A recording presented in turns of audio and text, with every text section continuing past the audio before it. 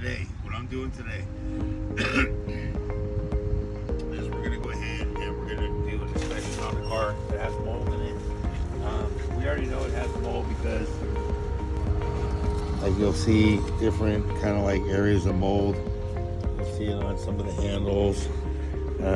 You see it growing out of the carpet down here a little bit. I see some big stains. Now I'm gonna take some of the trim out. I'm gonna pull the seat out so I can lift up the carpet to see exactly how much damage is there. 90% of the people that I've come across as customers have told me that people have recommended, without doing the inspection, a shampoo job. And by doing that, you're essentially telling somebody the possibility of giving them the wrong assessment, because if you have water congregating under your carpet from when a window might have been down slightly during the rain and water is formed underneath the carpet, shampooing the carpet is absolutely the wrong thing to do. It's like putting gas on a fire. So what we're going to do is we're going to replace something that would be more minute, like the padding versus the base carpet. Different things like different seals that would show different areas of mold and compromising seals. So different things like this are very important. Okay, once we work with certain type of softer fabrics like this, usually seatbelts need to be replaced because they're a compressed material, and once they're embedded in there, it's really hard to extract them. It's like almost like liquid going into a cement sometimes, because it's just really, so sometimes I recommend replacing these, but I can also extract the mold out of them and then repaint them, which is equal to replacement. See all this mold here on the base of the seat? That's mold. All that green stuff right there. All right, so what we're doing here is, what we're gonna do is I've taken apart most of the upholstery.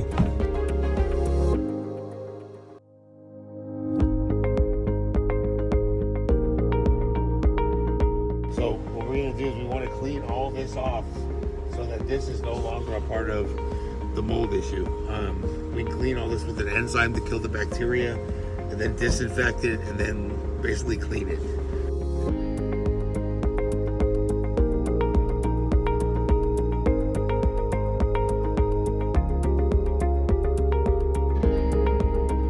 Okay, so we found another pocket of mold. These are all the spores. As you can see, it's completely rusted. This needs to be replaced, at least this bracket. Okay, so I'm gonna do a little wrap up right now of what we've done. So this is basically what we found. I mean, evidently we're gonna tear this car down. It's more excessive than we anticipated, so he's definitely gonna need to replace the padding. I think I could save the base carpet. The carpet's kind of expensive, so I don't think the mold ate through the carpet. I think it took a beating here with the water deposit. So with that being said, I think the next thing to do is we're gonna tear the rest of the car down.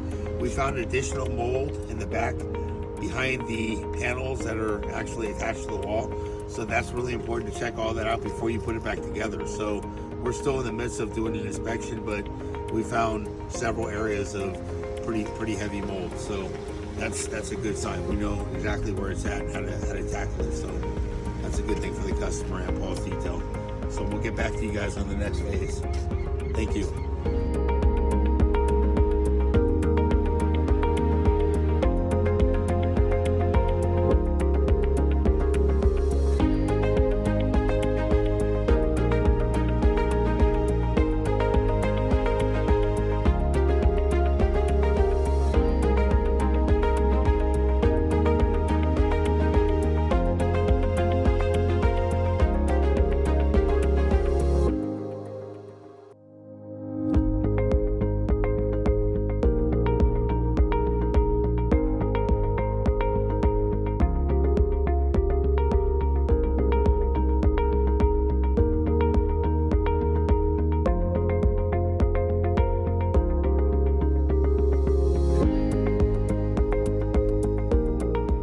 Remove this here.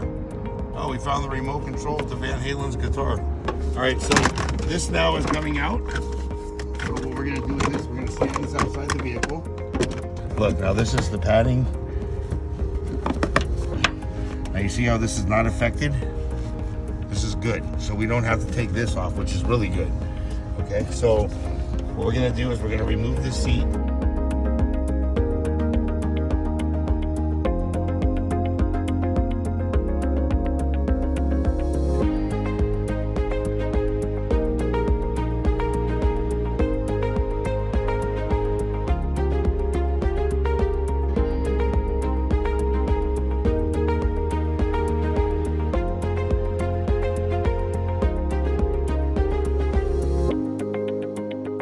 Watch, see this car? Oh, look.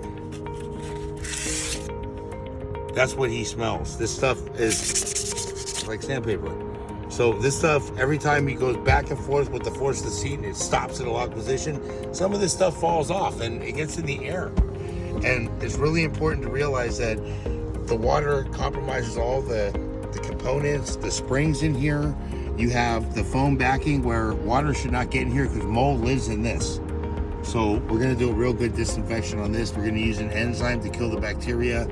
Then we're gonna do a light Lysol, and then we're gonna scuff this seat, and I'm gonna paint this with primer so that he doesn't have to smell this again.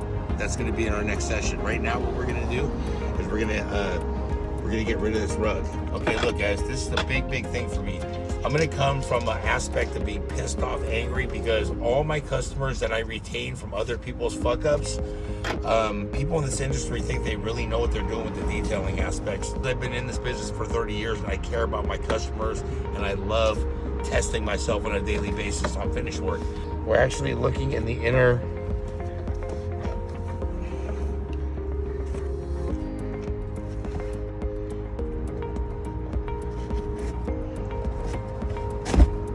we're peeling back the carpet. We're inspecting underneath the carpet, which is the padding area. Once we know this is not rusted, which is okay, appears to be okay.